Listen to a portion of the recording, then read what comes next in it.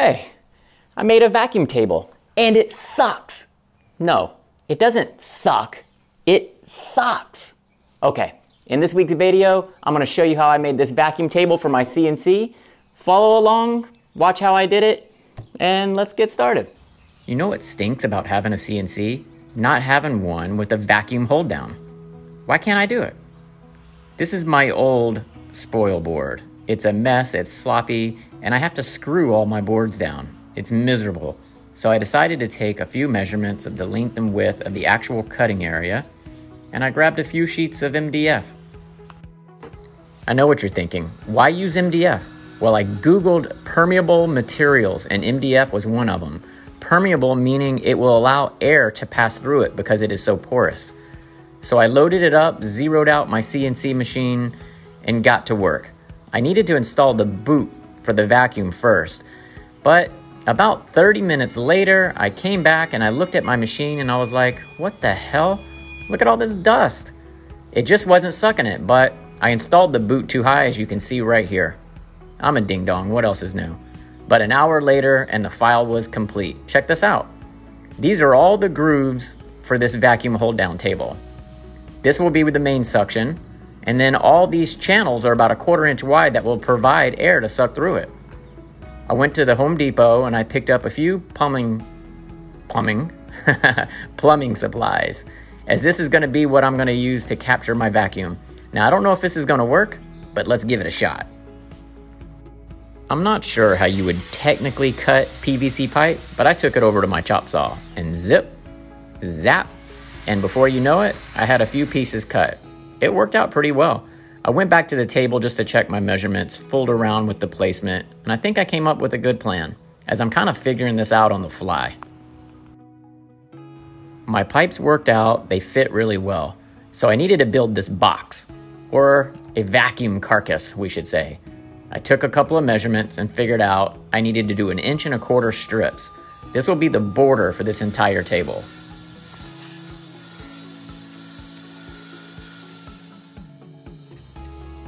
Like any good woodworker would do, I wanted to do a little dry fit, or lay the boards out. I grabbed some CA glue. I'm getting hungry. I'm getting kind of hangry, actually.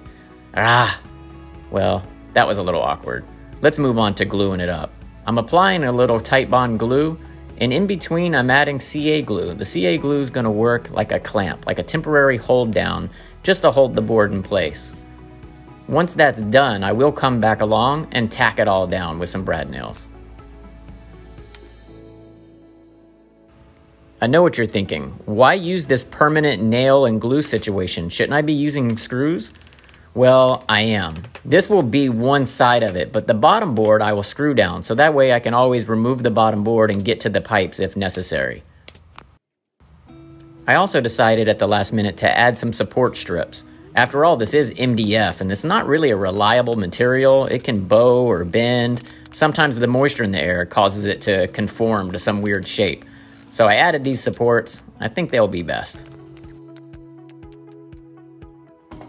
Like everything in my life, I get excited too early on. Here I am thinking I've rocked this thing, and then I decided the placement of my pipes isn't gonna work. Coming out the side is gonna go right into the arm of the CNC, so I had to change the location and move it to the center.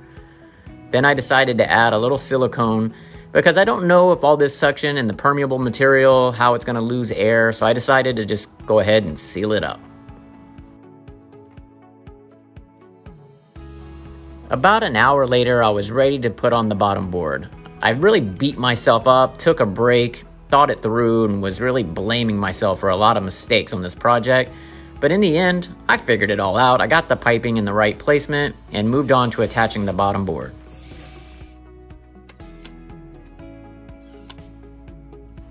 It's time to flip it over. Ooh, check that out. This thing is a thing of beauty. It's gotta work.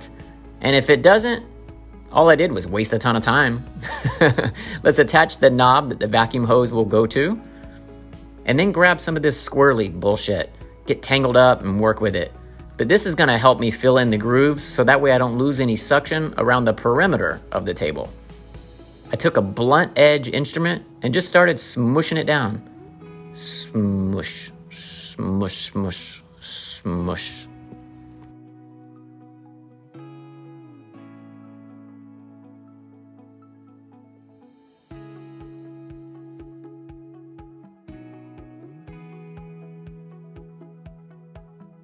Something about installing that was oddly satisfying. I enjoyed that.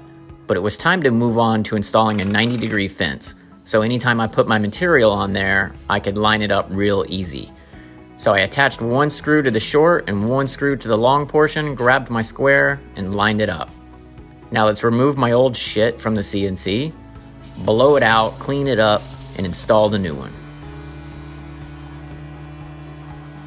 I had some old fasteners laying around the shop that never had a purpose, but I used them for this and they worked great. Then it was time to see if it would actually suck, so I plugged in the vacuum, and it was working so far. I put one sheet of 1/4-inch MDF on it, turned on the vacuum, and boom, it sucked down, and it was time to do a little slippage test. Pull, pull. Okay, but will it work with 2 boards?